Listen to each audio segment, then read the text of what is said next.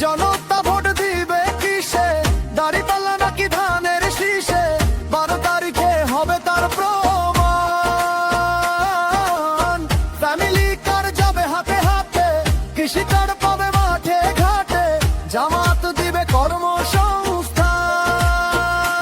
আজ ভেবে দেখো গোটা জাতি হবে একটা, কার আছে ন্যায় নীতি আর সততা।